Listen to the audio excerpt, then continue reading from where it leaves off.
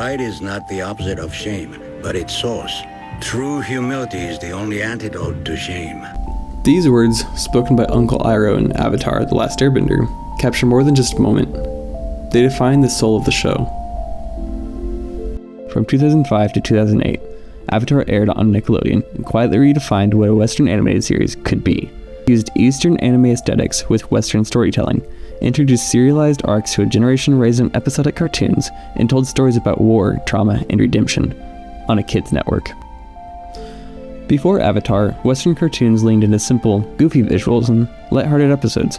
Shows like Looney Tunes and Scooby-Doo were designed to reset after every episode.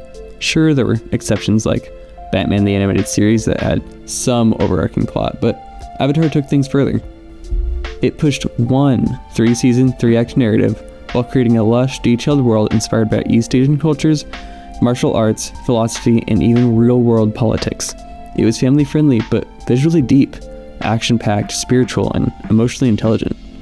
Kids shows before it didn't usually follow one long story, but Avatar did, and it worked. We watched Aang grow, Zuko wrestle with identity, Katara confront grief, characters changed, actions had consequences.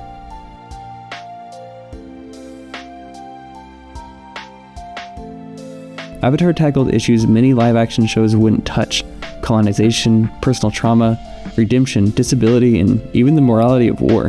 It didn't shy away from darkness. It handled it with care. Bloodbending, a horrifying concept about controlling people by manipulating the water inside their bodies. It was dark, but it didn't sensationalize, it warned.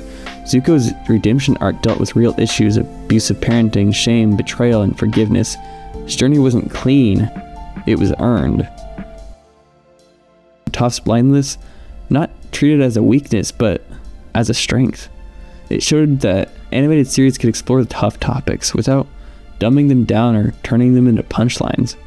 Like the typical shows we see in the West, like The Simpsons and Futurama, which handle mature themes but always in a comedic way.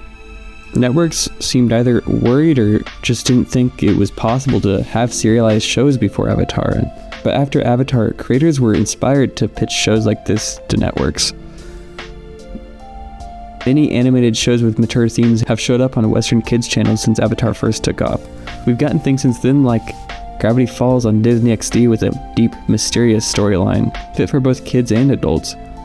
Shows like Gravity Falls, Steven Universe, and Adventure Time adopted serialized storytelling, layered character arcs, and themes of loss, mental health, and personal identity.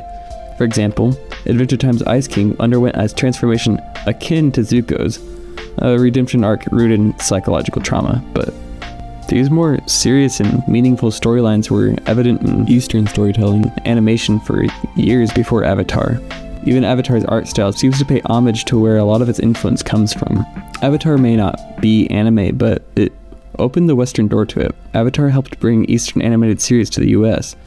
It was bridging the cultural gap between Western and media and anime. While series like Dragon Ball and Sailor Moon had cultivated dedicated followings through programming blocks like Toonami, anime remained relatively niche in the West before the mid-2000s.